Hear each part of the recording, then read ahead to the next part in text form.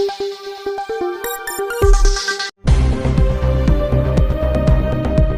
हतभागिनी मोर जन्म कला बापा माँ किए सतरे मु जानी।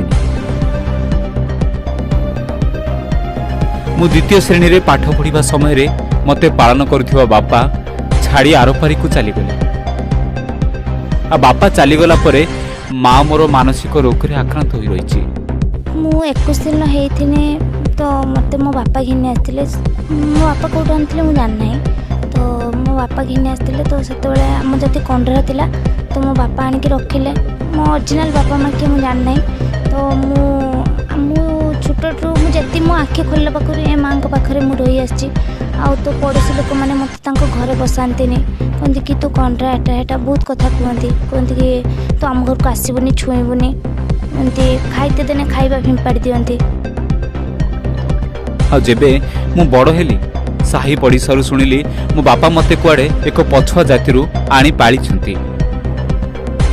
मु पछुआ जातिर झियोटी बोली साही पड़िसा केही भी मते छू नाहंती। तो मु बड़ बदले समस्त मते कहउचंती तमर कंडरा जाति एटा सेटा तंते हम छुईबानी तुम आम घर को आसवा कथा न बहुत कथा कहउचंती। मते छुईले कुआडे अशुभ हेबो बोली से माने मोठारु दूरे रहउचंती। आ का घर ऊपर को उठिबा को देउ नाहंती। आ बापा चली गला परे माँ पाउथिबा 500 टंका भत्ता और चाउल रे ओळी खाइले ओळी उपवास रे रहउचो। घरटी मध्य बापा थिला बेले करिथिले एबे ताहा भांगिबा को बसिलानी। वर्षा हेले घरे पानी पसि जाउछि। मरामत करबा को पैसा भी नाही। तथापि मोर स्वप्न अछि मो पाठ पढ़िबी आ रोजगार करी मो माँ को भल करदेबी। सेमती आम घरे मो माँ बहुत रोगिणा तांकर चिकित्सा पाई पैसा दरकार। मोर इच्छा अच्छे मु पाठ पढ़ी। माँ को मेंटल प्रॉब्लम अच्छी माने तांकर बेले बेले मेंटल प्रॉब्लम अच्छी। मेंटल प्रॉब्लम बाहरे तो से बाहर जिनपतर भंगारुजा करती लोक को मारी तो उठाती मत बहुत पिटती। तो मु सही न पारी शेष चिकित्सा मु चाहे मु पाठ पढ़ी चिकित्सा करने किंतु एबे अर्थ ही सबुथिरे बाधा साजी। हाँ आज्ञा एमिति कोह भरा दुख केबे आपण माने हुए तो शुणी नथिबे किंबा को सिनेमा रे भी देखि नथिबे। मात्र ए कोनसी कहानी नुहे कि सिनेमा नुहे।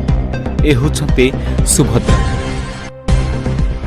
सुभद्रा को पिला बेलू बापा आनिथिले लालन पालन कले किंतु अधारू बापा चली गले। आ एबे अछुआ छुआ नीति रे केही भी तांको पाखको आस जहाकु नै से मुख्यमंत्री को एभଳି किछि चिठी लिखिछन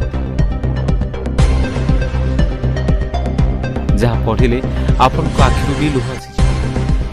मु चाहे कि मो माँ भलरे रुहंतु कहीं से मत एत छोट मुण एत बड़े कर आज पर्यंत तांको मनरे मु केबे दुख देवा को चाहूनी। तांकर जेहेतु बयस हेलानी तो सेतिपई आम घर मो बापा थिला बेले घरटा होइतिला तो ए घरटा एबे खुंटा का भांगी गलानी। केतेबेले भुसुड़ी पड़िबो तार भी किछि कथा माने तार भी किछि नाही ठीक ठाक नाही। केतेबेले भुसुड़ी पड़िया पई मु शेष आशा भरोसा रे मुख्यमंत्री पाखो चिठी पठेइथिली। मु चाहे तांकर माने मु चाहे से मते साहाय्य करंतु बोली सेतिमे मु चिठी पठेइथिली। ए होछि बालेश्वर जिलार सुभद्रा पंडा कथा। सुभद्रा एबे 10म श्रेणी रे पाठ पढुछन्ती। पाठपढ़ा सहित घरर समस्त काम मध्य करुछन्ती। साहा भरोसा कहले विधवा माटी से भी पुणी मानसिक रोगी।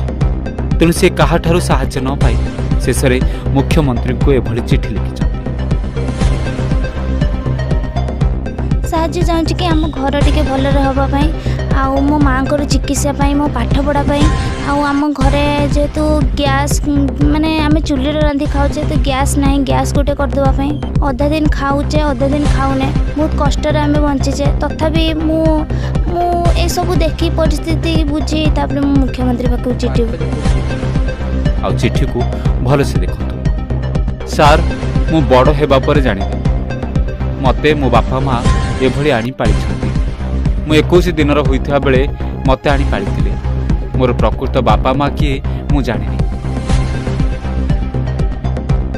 जेहेतु कुआडे मु गोटे पछुआ जातिर झीटी आपाई मत कहीं भी छू ना कि पाखक आसुना आउटे घर आर्थिक स्थिति जा कहीं भी साहाଯ୍य टिके करू मु अति असहाय मत साहाଯ୍य करूँ आ निज स्वप्न कथा भी कही सुभद्रा ए चिठी बहुत सारा लिखिं जहाँकि कहीं भी शुणिले आखिरी लुह आसी तेरे ये चिठी से मुख्यमंत्री को लिखिं आम आशा करुचु ए खबर माध्यम रे ए वार्ताटी जाई मुख्यमंत्री पाखरे पहुँचब हुए तो प्रशासनिक स्तर में किसी साहाଯ୍य कराजिबो। पाठ जे पढ़ुचे माँ खर्च करम ट्यूशन सार मो कथा शुण के पैसा नौ ना स्कूल मुझे तो मो माँ 500 टंका पाती भर्ता आ चाउल से 500 टंकार मोर पाठ पढ़ा बही खाता आनती आउ चाउल पैसा भी सेमती आम निजे घर तेल लुण अध दिन खाऊ अध दिन उपास पड़ता